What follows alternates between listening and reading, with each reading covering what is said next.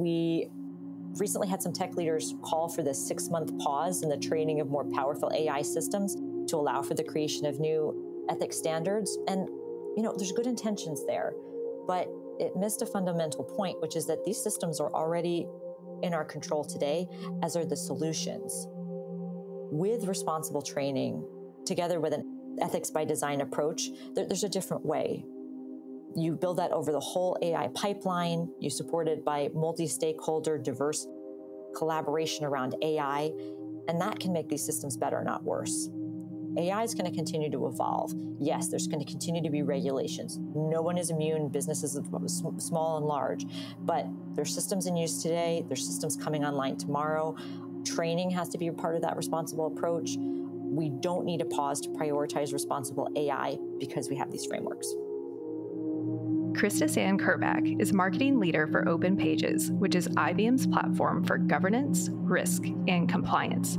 She's working on the upcoming major launch of watsonx.governance. watsonx is IBM's recently announced generative AI platform that comes with a suite of tools for tuning large language models, a data store built on lakehouse architecture, and an AI governance toolkit aimed at mitigating risk associated with AI and protecting customers' privacy. Krista is a strategic advisor and marketing leader who has spent her career building and scaling marketing and transformation programs and providing critical insights to senior executives. She previously supported IBM's acquisition of Brazilian RPA provider WDG Automation in 2020 and has conducted market intelligence research on the latest technology trends, trained dozens of teams in Agile methodologies, and scaled a startup. Krista is an alumna of Dartmouth College and Columbia Business School. A former Fulbright Scholar to Germany, she serves on the board of directors for the Fulbright Association's New York chapter. She is also a council officer for the Women in America Professional Development and Mentoring Organization, where she is focused on increasing the proportion of women in the C-suite, boardrooms, and other prominent leadership roles.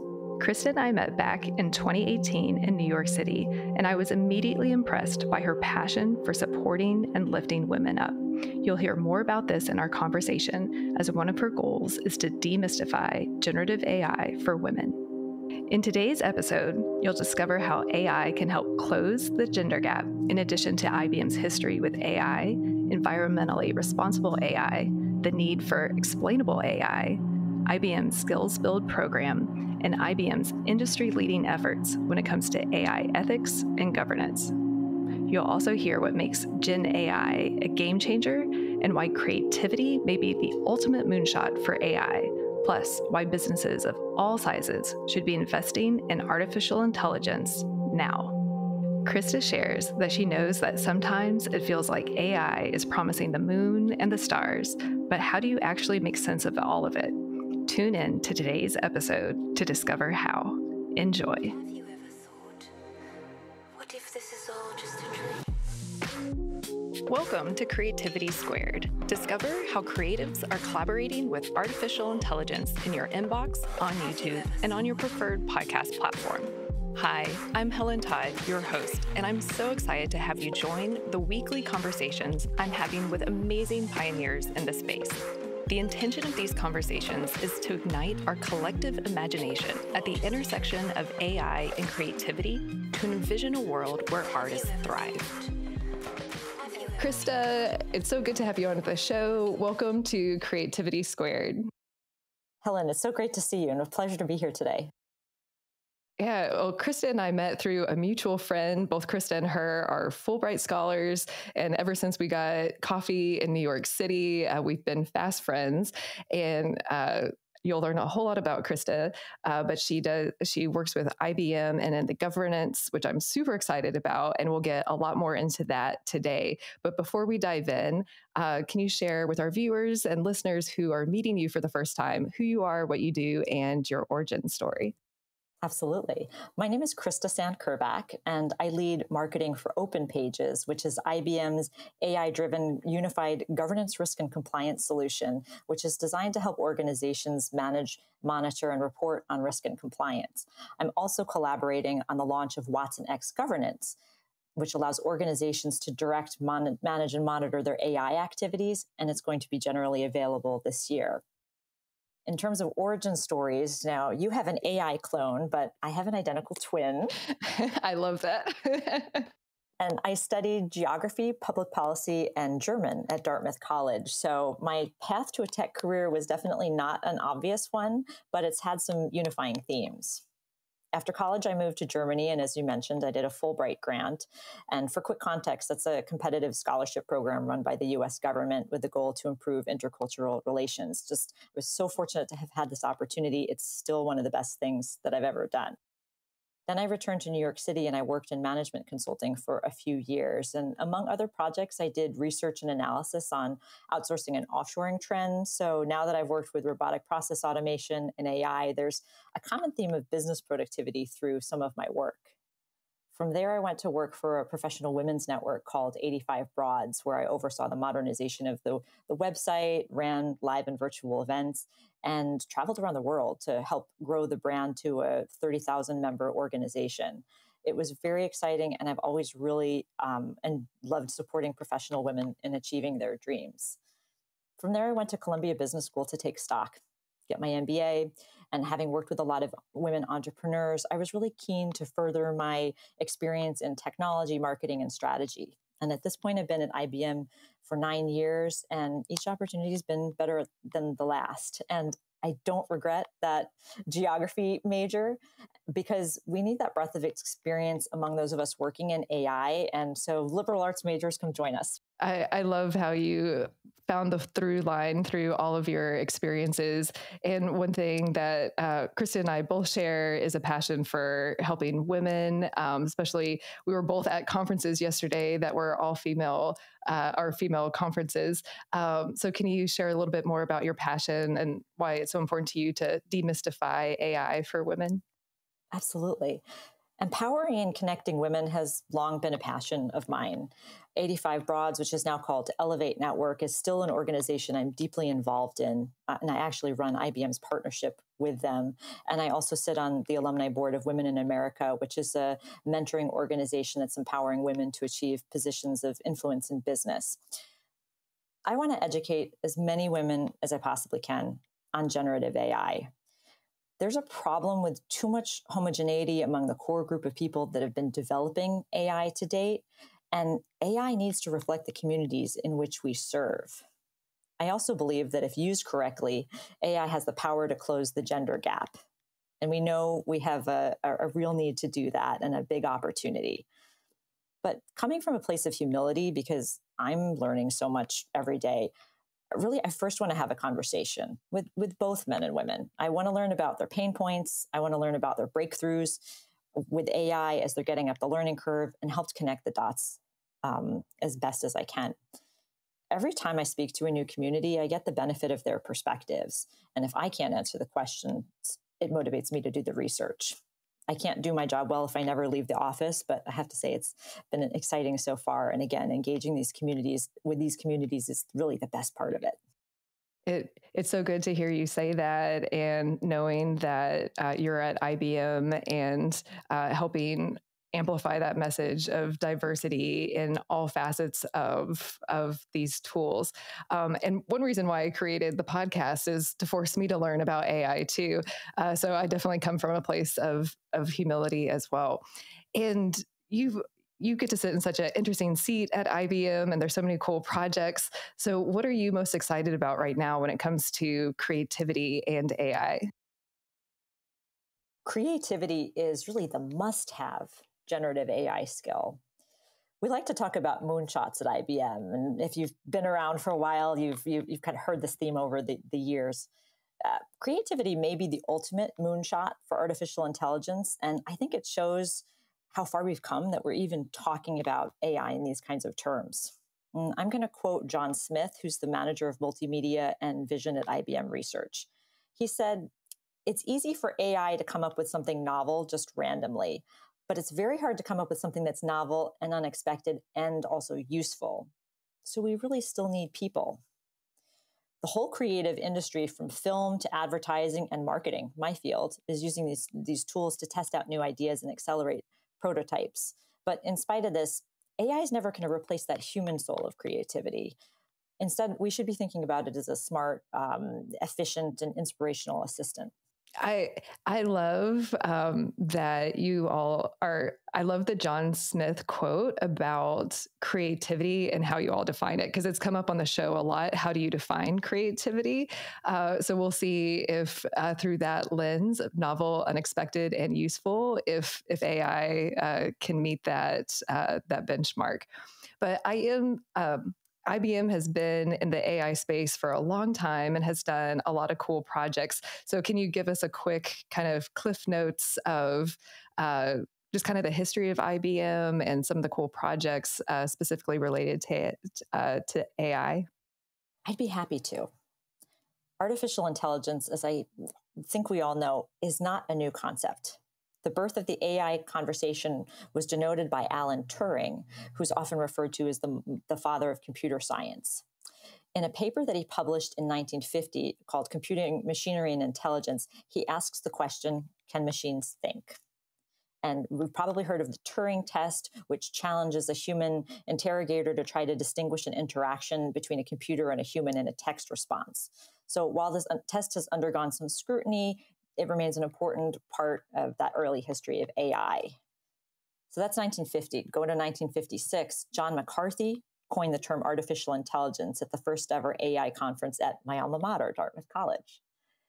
Much later in 2004, he wrote a paper called What is Artificial Intelligence?, where he offers a definition of AI as the science and engineering of making intelligent machines, especially intelligent computer programs. And it's related to the similar task of using computers to understand human intelligence, but AI does not have to confine itself to methods that are biologically observable. Continuing on the line, 1967, Frank Rosenblatt builds something called the Mark I perceptron, which is the first AI based on a neural network that learned through trial and error. And down the road, by the 1980s, neural networks had become widely used in AI applications.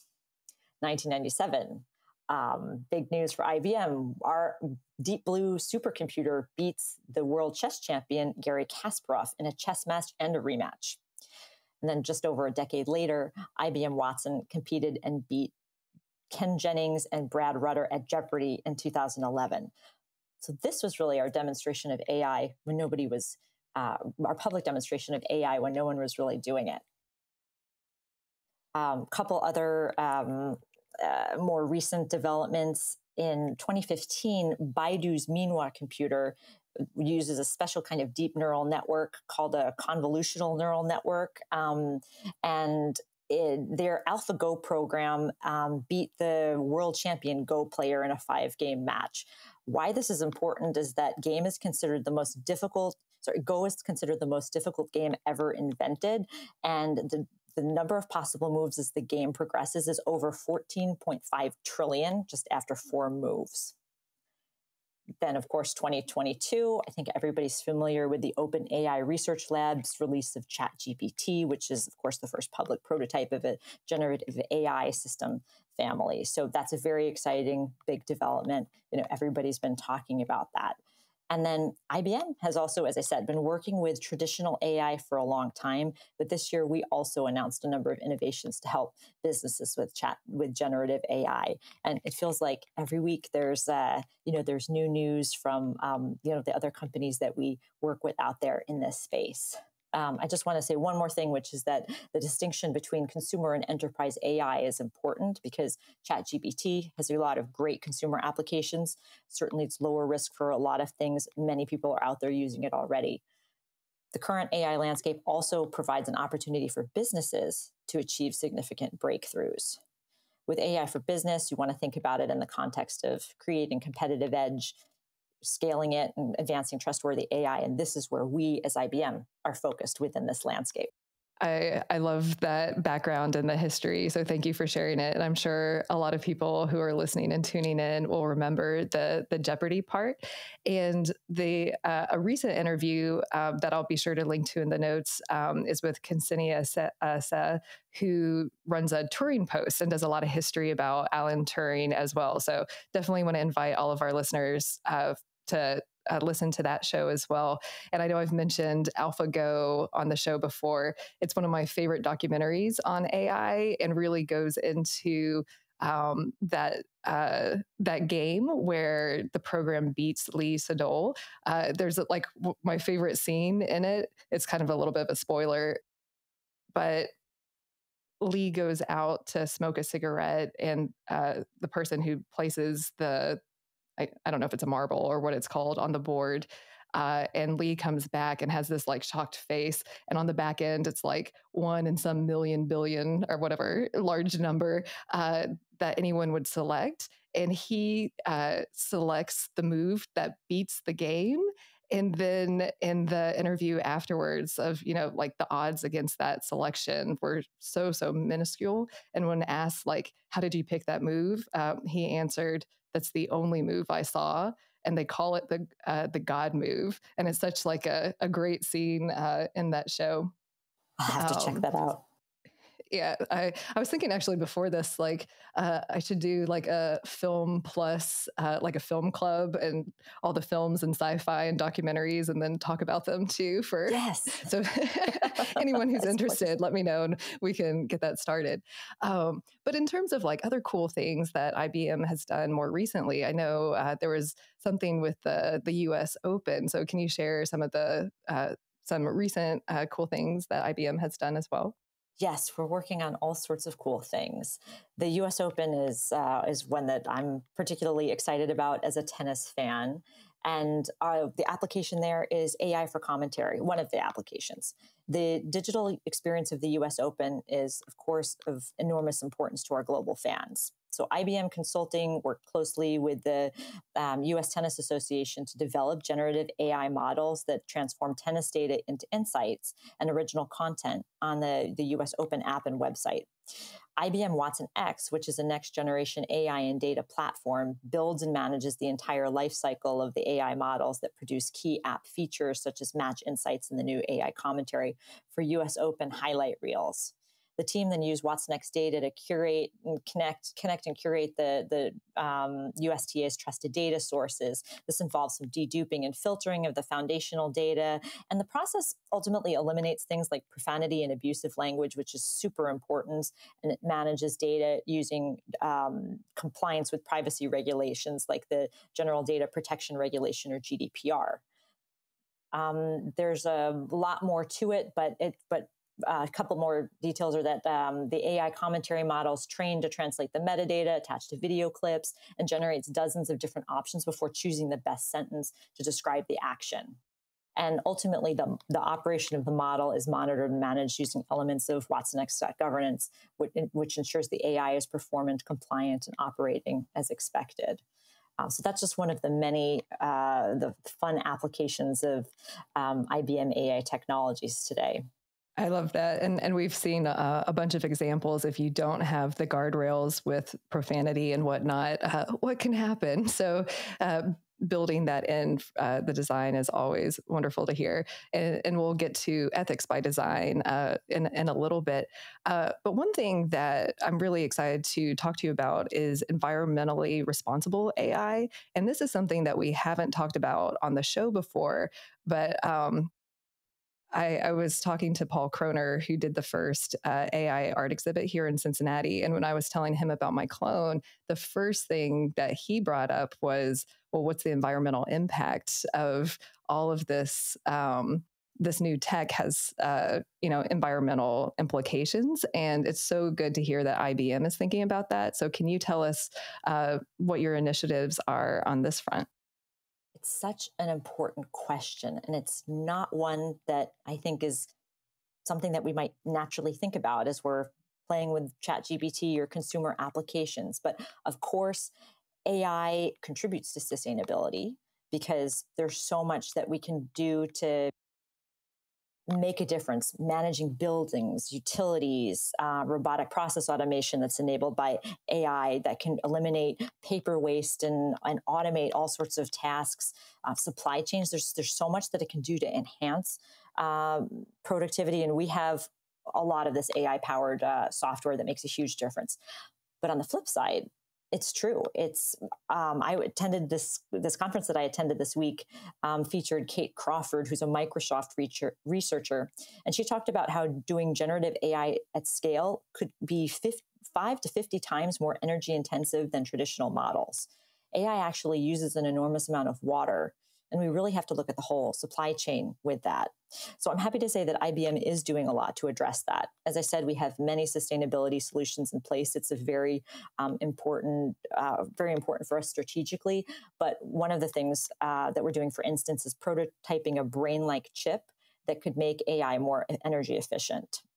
Concerns have been raised about emissions associated with warehouses full of computers powering AI systems, and our prototype could lead to more efficient, less battery draining AI chips for smartphones. So there's a lot of research in this area. It's really important. It's good that people are asking the question and really thinking about this. Yeah, well, thank you for sharing that, because AI is here. With the onset of ChatGPT, it's really captured, the public imagination. But, as you so clearly and beautifully said about the history of AI with IBM, and it's only accelerating. And I know you do a lot of presentations on the enterprise front. So can you share with us kind of from the seat that you sit, some of the trajectory of where we're going with AI? Absolutely. AI is no longer a business experiment. It's for businesses, it's becoming an integral part of strategy, large and small. Here are a few stats that I think are exciting. More than 80% of enterprises are working with or planning to leverage foundation models and adopt generative AI. This comes from a report from Scale Zeitgeist 2023 AI Readiness Report. And they shared that with the companies that they reviewed, 21% have AI models in production, about 29% are experimenting with generative AI, and another 31% are planning to work with generative AI models. So that's huge. That's really a paradigm shift. And according to Goldman Sachs, another stat that I like, generative AI has the potential to raise global GDP by 7% in 10 years. That's amazing. And you mentioned foundational models, and that might be a new term for a few of our listeners. So can you do a very kind of high level, what's the difference, or how foundational models enable the new Gen A or the new Gen AI, just for our listeners who may be hearing that term for the first time? Absolutely. And as I said, it's a paradigm shift. So I'll try to break this down a little bit. Traditional AI requires individual siloed models. So for every task, a particular AI model is typically built on a set of labeled data. And then there's task-specific training for each model. This training is not generally transferable without a lot of retraining with a completely different set of data, and consequently can be very time-consuming when there's a lot of tasks, even if they're somewhat similar. So traditional AI requires lots of human effort and cost just on things like labeling the data. And given that an enterprise will require hundreds to thousands of automated tasks, this is very expensive and often why AI adoption stalls from incubation to production. You can see that it being implemented in some discrete parts of a business, but how do you bring that all together? Unlike traditional AI, foundational models don't begin with labeled data, but they're pre-trained on massive amounts of data. Specifically, they're multitasking models that can be applied to many different tasks. They're adaptable with little or no training, and they are pre-trained and require no supervision. Now, back to the environmental side of things, yes, they can require a lot of graphical processing units or GPUs and memory. They require some energy, but they don't require the same amount of large and costly human capital to come up with specific labeled data for tasks. So then moving into generative AI, a large language model is, I'll stop there. Going into generative AI, it refers to a set of AI algorithms that can generate new outputs, such as text, images, code, or audio based on the training data, unlike traditional AI systems that are designed to recognize patterns and make predictions. Sometimes the AI that powers these solutions are referred to as decoders. IBM has been investing in foundation models, and generative AI is one of the ways to bring these models to life. So I hope that just kind of sums that up quickly for you. Yeah, that was perfect. And it's just so fascinating to me that why, they're so popular right now is just the natural language, and how for all the tech and how technical the back end is that enables it, that why it's so popular is that people can interact with it in such a natural language way. But one thing too that I love about how you think about AI with I guess on the enterprise level is the AI plus ladder. So can you share with us, for our business listeners, how you think about adding AI into their businesses and that ladder? Absolutely. AI has really gone from a world where companies are thinking about running their business plus doing some AI to help it, to a world where AI is first to help the business. The leading companies for the next decade or two are going to be the ones that decide that they will be AI first. And this decision will dictate so many things, from how they operate, how they work with employees, and work with their customers and suppliers. The AI plus ladder is a term that IBM used a few years ago, and at the time it was primarily focused on data and data lifecycles. The plus AI model is then how clients collect data, organize, and grow their data, and that creates the bottom rung, starting with that good, well-organized, collected data. Today, the ladder is about how clients add AI to their applications, automate their workflows, replace their workflows, and get to the ultimate point that AI does the work. And this is what AI first means. I remember being at a conference. This was pre-pandemic. It was one hosted by The Information, which is a fabulous subscription tech publication, where they said AI is going to be a layer in every business and help with decision making. And one thing I find fascinating with what you said is eventually AI will be doing the work. So can you kind of give a few examples of like the type of work that AI will actually be doing at that level of the ladder? Yes, absolutely. With AI, employee productivity is expected to be the primary driver of economic value. And I'll caveat that any of this is my point of view, although, of course, our CEO, Arvind Krishna, regularly talks about this. AI can definitely help remove repetitive tasks to boost productivity and growth, and also keep people safe. So a few examples that I really like are within HR and talent management. During the talent acquisition process, you can use AI to automate all sorts of repetitive tasks. Think about the onboarding emails that you send to an employee, or the process of recruiting. And then, you're trying to bring in a candidate, you free up time for humans to deliver more white glove treatment to candidates. Another example within the finance function, AI can be performed to all of the transactional work with increased speed and accuracy. It has this ability that we've discussed to learn from large data sets, and then it can really improve accuracy in areas such as budgeting and forecasting. And this really enhances company-wide decision making. And then finally, and here's one I'm excited about, is that there are so many jobs that require people to be unsafe. For instance, lifting heavy things within a factory setting, or working someplace where there's potentially unsafe chemicals or unstable conditions. You can now use AI, for instance, with our maximal visual solution on drones. People can become drone inspectors rather than having to go into the field. They're no longer in dangerous situations. And these are all a win for my book. Yeah, that's very cool. And I think just kind of punctuates the point of AI not replacing people, but the jobs evolving, and an example of what that looks like. So I love that. It's absolutely true. I mean, I'm not going to pretend that like the previous discourse around robots taking our jobs has completely gone away, but it's way, way more nuanced than that. If you look across history, there have always been fears about the latest waves of technologies replacing workers, but we're still here. This wave is interesting, though, because it's going to affect larger portions of white-collar jobs. But there's also a need for this. I mean, the need for boosting productivity is growing quickly, because there's a future of work study by the Global Talent Crunch that estimated that a global talent crisis could cost nations to the tune of $8.5 trillion in unrealized annual revenues, with about 85 million jobs unfilled by 2030 due to lack of skilled workers. And for reference point, that's equivalent to the GDP combined of Germany and Japan. So there's actually a huge need for this. But I also think that it just makes for a more rewarding experience at work. Yeah, well, I know I was mentoring a high schooler the other day, and he actually asked, what he should be thinking about for a career. And it was right after we had talked, and I shared that there's going to be this huge gap in skills needed.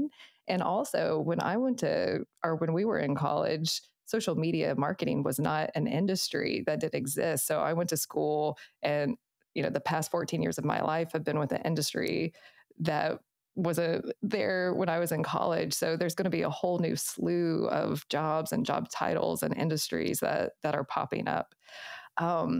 Well, one thing I want to ask, and this came up I'm actually going to read the question because I moderated a panel yesterday, an all-female panel on AI here in Cincinnati, which was really great because we hear about productivity and efficiencies all the time. But I'm going to read the question that I asked on stage. So the greatest economist of the 20th century, John Maynard, predicted the biggest challenge of the 21st century would be how we'd spend all of our leisure time, that the more productive we become, the more leisure time we'd have. In fact, the Jetsons predicted or have a 2-hour workdays in the future.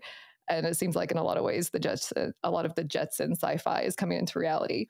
But the Industrial Revolution proved to be the opposite of this. The information age is no different, especially, in the States. We work during our vacations, even if we take, that is, if we even take vacations. And now we're in the era of AI. How do we ensure more productivity is balanced with human well-being and just not expecting more and more and more in less time? So I'd love to get your thoughts on this too. I'm a strong believer in workplace well-being, and I believe that AI frees up more time for strategic thinking, and we need to take that, and we can harness this. I think back to when I was a very young management consultant, the number of extremely late nights that I pulled trying to get an Excel model and the formula is just right. We're trying to get a PowerPoint presentation ready for the client, and I was there manipulating things. It's little things like that. I'm so excited I don't have to do any of that anymore. Or not, I still have to do some of it, but not nearly as much. But I really think that to be able to continue moving the dial in this technology, to be able to make the big strategic decisions that we do about our businesses, and of course, how to bring AI into them, you need to free up that time. It's critical. There's so many distractions out there. I think that it can really help.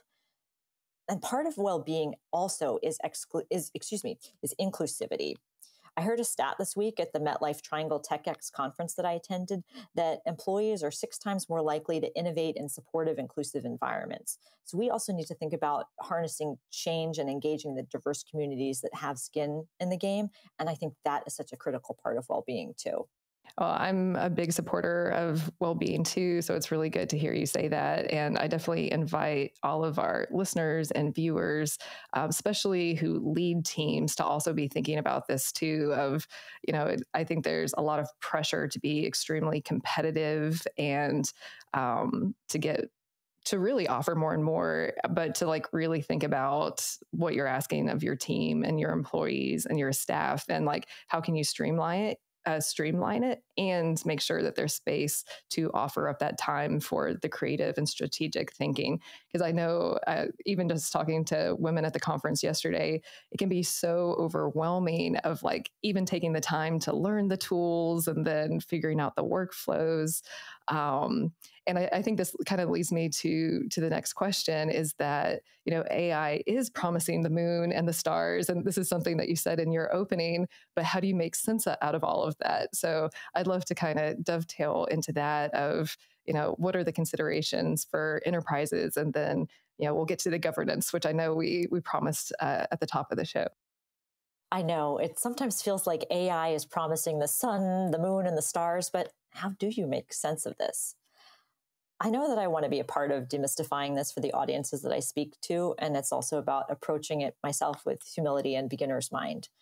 First, I think we can recognize that globally we've made enormous strides. AI is unlocking productivity. It's uncovering valuable insights across a large range of applications. And broad adoption of AI systems will require humans to trust their output.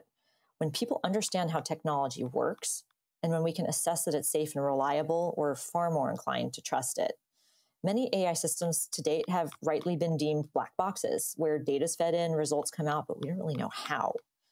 To build trust, we need to be able to look inside these AI systems to understand the rationales behind the algorithmic outcomes and to even ask questions, how did it come to this decision? It's about people and technology working together. But beyond the lofty language, and I know as a marketer, we actually have to educate consumers and provide a roadmap for deploying and utilizing this technology with expertise that's customized to their business. And we can do that today with the state of the technology that we have and where we're going. At a very concrete level, at IBM, we have a model for a pilot that begins with kind of the following framework: setting the exploratory strategy, launching pilots to establish proof of value, transitioning those top pilots to implementation, building the foundational capabilities to then leverage generative AI at scale, and finally, to scale value capture by transforming multiple production workflows and experiences across the enterprise, say over a 12 to 18 month horizon. So we want to bring it to from the ultra high conceptual level, really down to that practical level. And there is a framework for that. Yeah, I love that. So, and one thing I just want to point out too, because I know our listeners and viewers come from a lot of different backgrounds. If you need enterprise support, I would be happy to connect you with Krista. And everything that she's saying also, is applied to all business sizes of, strategically of taking that conceptual of how to layer AI into your company and workflows at all levels. And if you have more than enterprise needs, I have some people that I can point you to. So I want to make sure to open up that invitation, because this really impacts every business, whether you're a solopreneur to a major enterprise, when it comes to figuring out. And I think one thing that's really important too that Krista said is the horizon, that there's a change management, and it's not going to be for as fast as AI is, just all the news announcements and tech deploying and hitting our feeds on a regular basis, that it does take time to actually implement. So I don't know if you want to expand a little bit on your pilot program, but or just the change management of how you came up with the 12 to 18 months. But I think that's important that, it does take time to layer these into your systems, because I'm sure a lot of people feel pressure to need AI built into their company yesterday. Yes, I definitely want to hone in on that return on investment part of it. And what's top of mind for almost everybody that I speak to in a business content is, how do we make this make sense financially? Historically, it's been a mixed legacy. Fewer than a quarter of organizations have been able to achieve a return on investment for AI above the average cost of their capital. Financial returns are improving. I think we're going to see some real changes in those numbers, especially with the explosion of generative AI, which, as I said earlier, so many companies are experimenting with. But to date, it hasn't been enough to fully justify the capital expense. That's reliable, representational, consensual data is foundational. And then that's a very important part of the picture. And to make AI investments more cost effective, companies need flexible, reusable models that can be applied in a variety of ways. This is also makes it more sustainable and less energy intensive, including generated new content. So you need to have a coherent strategy. You need to integrate people and processes. And I just really wanted to mention that ROI point, because again, that's so much of what's on the minds of the leaders that I speak to today. Yes. I'm so glad that you mentioned that, because we're all in business. So ROI is so important.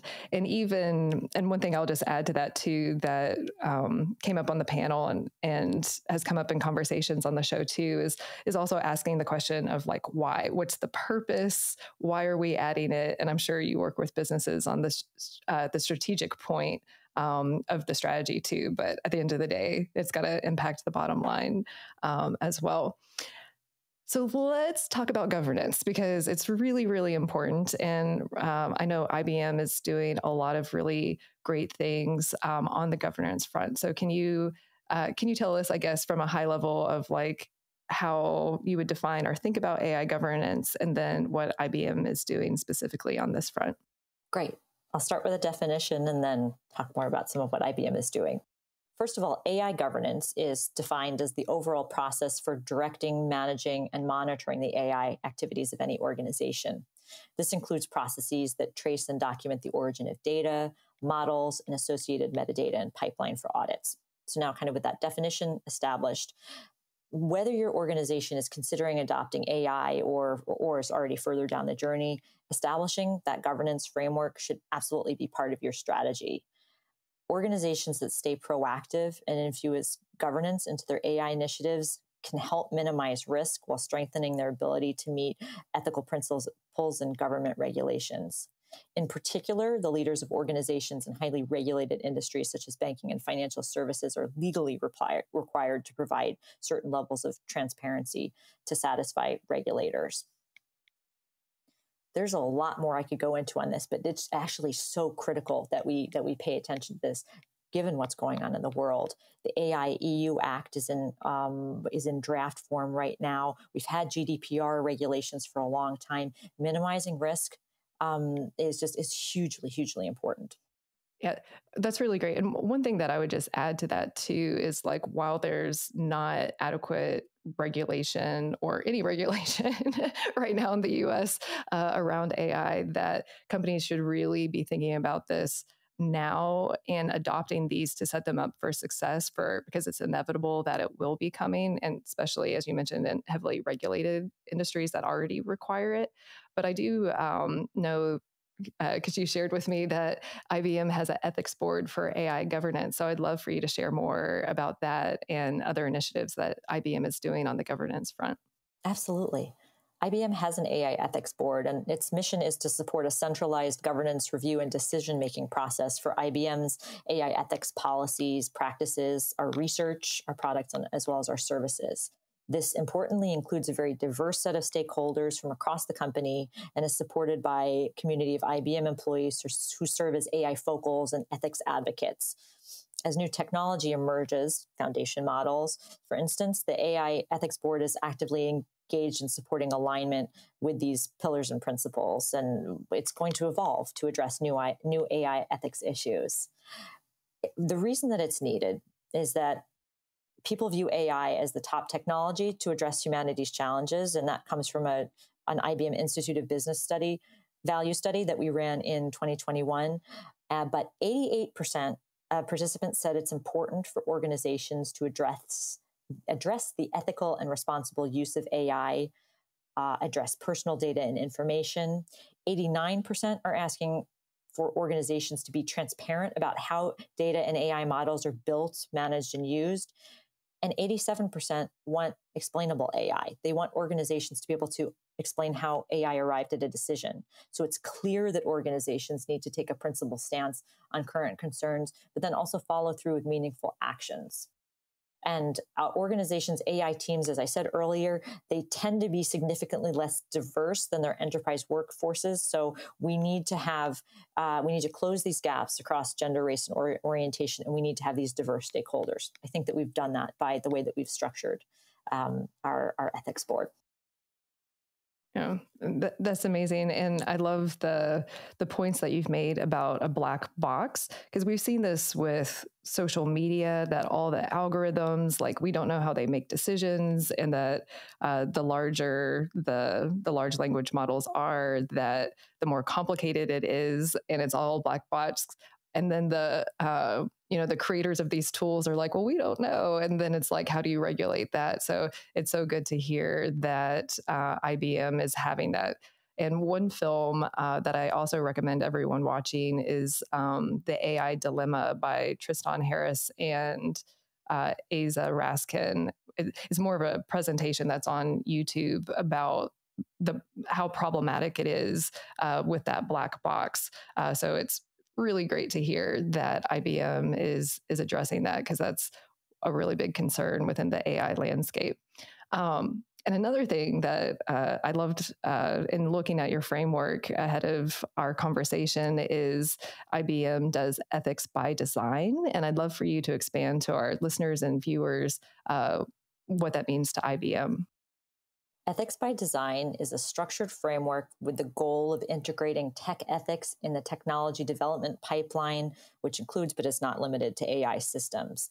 It enables AI and other technologies as a force for good by embedding these tech principles throughout product, services, and broader operations. So kind of per what you're saying about Tristan Harris, I think everybody's aware that we recently had some tech leaders call for this 6-month pause in the training of more powerful AI systems to allow for the creation of new ethics standards. And, there's good intentions there, but it missed a fundamental point, which is that these systems are already in our control today, as are the solutions.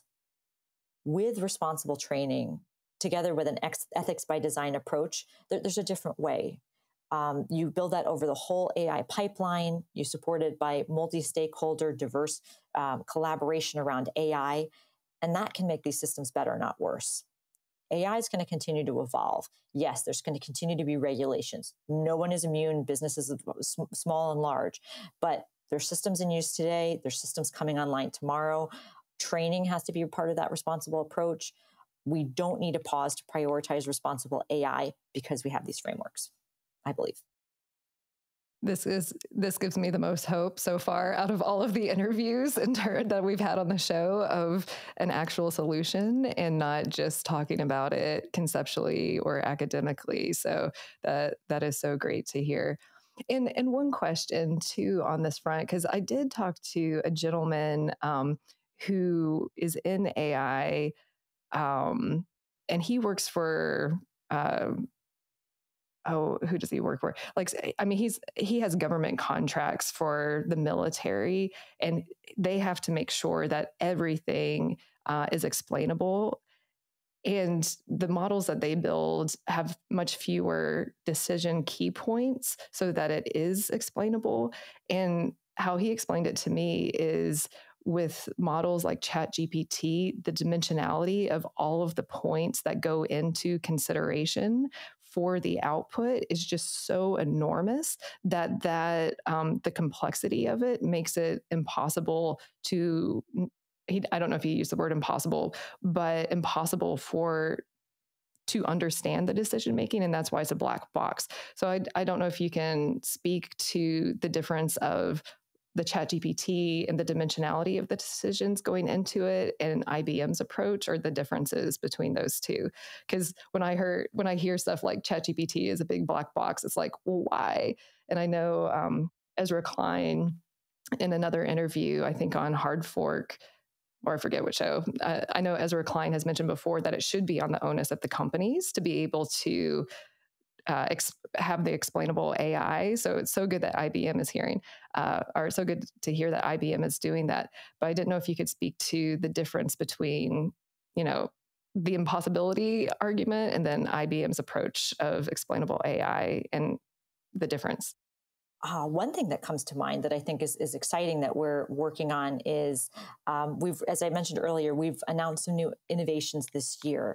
The introduction of watsonx.ai and watsonx.data. And recently, actually September, we announced the general availability of our first models in the watsonx Granite model series. And this is a collection of generative AI models that advance generative AI into business applications and workflows. I want to mention this because businesses can bring their proprietary data to IBM base models, and they can build a model that's unique to their business and use cases. It's not necessarily about, the biggest model is the best. It can be something that's very custom, and it's an opportunity for them to work with us in a way that IBM provides the standard contractual intellectual property protections for IBM products. This will apply to these watsonx AI models, and this will really enable businesses to be value creators. So I think that's an exciting example of an innovation that I think is going to really help businesses. And when we hear data is the new oil and data, this is really a great example of how a company can leverage their own data. And is that how I understand it? The IBM solutions is to really help companies make the most out of their own data with AI, correct? That's right. I mean, it's a mix of they can bring their data in. There's also all of this open source data. Another application that I'm super excited about is IBM and NASA open source the largest geospatial AI foundation model on Hugging Face, one of our partners, with access to NASA satellite data, and that's being used to accelerate climate-related discoveries. Huge number of applications monitoring natural disasters, et cetera. So, of course, the inner geography nerd in me was very happy when this announcement was made, but it's really a mix. These models are being provided open source. You're bringing companies' data. We've got options. That's so cool. And open source, ethically done. And so always love hearing that again, too. Well, I know we're getting close to time with our interview. So, I'd like to ask this question on the show. If you want our listeners and viewers to remember one thing, what is it that you want them to walk away with from our conversation today? There's no better time to learn about and get your hands on AI. As I said earlier, I come from a liberal arts background. You've come from all sorts of different backgrounds, industries. That's a blessing. We should see our differences as opportunities. It's a chance to stand out, build diverse teams, and make this technology the best that it possibly can be. On the flip side, and I'm going to put my governance hat on for a moment, regulations are going to go crazy at some point. There are a lot of instances where AI can go wrong, where we can suspect litigation issues. So please, we do have to put proactive governance in place. Don't wait till you get in trouble. Very, very good advice. And I know you mentioned a lot of different Watson and links and cool tools. So I'll be sure to put all of these links and everything that you mentioned in the dedicated blog post that accompanies this interview. And all of our listeners and viewers can find the link to that blog post in the description. But before we sign off, is there anything else that you want to share, Krista? I know that there's a lot of information about AI out there, and it can feel probably overwhelming at times. I hope that this interview has done its job in spurring some new ideas without adding to that overwhelm. But here's some specific ways that we can offer to help to get you past information overload and hopefully to some new value. IBM has a program called Skills Build, and in September, we committed to training 2 million learners in AI by the end of 2026 with a focus on underrepresented communities. And this coursework is available for free online. It includes things like prompt writing, getting started with machine learning, improving customer service with AI, and generative AI in action. So there's lots of opportunities to get that training. And then as I mentioned as well, governance is so important. We're feeling good about our upcoming launch. The fact that you can govern AI models and machine learning models together through our technology is a big deal. We believe that we have something that's different. In any event, make sure to be paying attention to this as you continue along on your AI journey. And there's a few different ways to get started with IBM. Should you, choose to explore further? One is through a free trial. Second, we can offer client briefings where it's an opportunity to get a discussion and custom demonstration of IBM's generative AI, watsonx point of view and capabilities. And through that, you can learn how generative AI can specifically be leveraged for impact in your business. And then finally, there's a more in-depth pilot program where you can engage with an IBM multidisciplinary team to jointly innovate and rapidly prove the business value of generative AI solutions using watsonx. So those are some of the things that IBM as a company offers.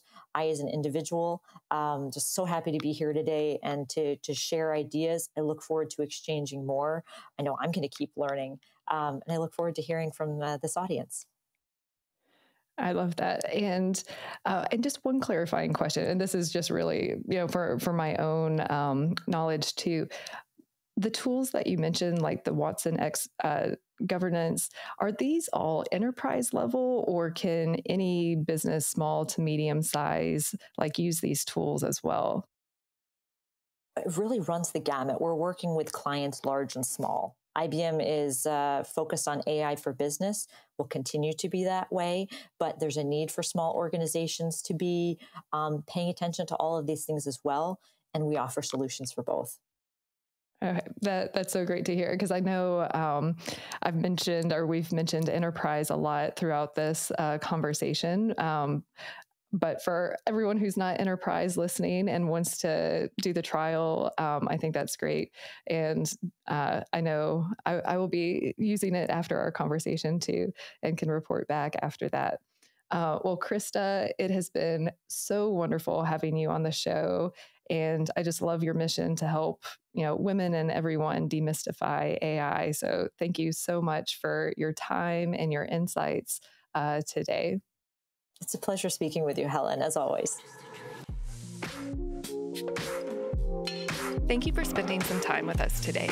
We're just getting started and would love your support. Subscribe to Creativity Squared on your preferred podcast platform and leave a review. It really helps. And I'd love to hear your feedback. What topics are you thinking about and want to dive into more? I invite you to visit creativitysquared.com to let me know. And while you're there, be sure to sign up for our free weekly newsletter so you can easily stay on top of all the latest news at the intersection of AI and creativity. Because it's so important to support artists, 10% of all revenue Creativity Squared generates will go to ArtsWave, a nationally recognized nonprofit that supports over 100 arts organizations. Become a premium newsletter subscriber or leave a tip on the website to support this project and ArtsWave. And premium newsletter subscribers will receive NFTs of episode cover art and more extras to say thank you for helping bring my dream to life. And a big, big thank you to everyone who's offered their time, energy, and encouragement and support so far. I really appreciate it from the bottom of my heart. This show is produced and made possible by the team at Play Audio Agency. Until next week, keep creating.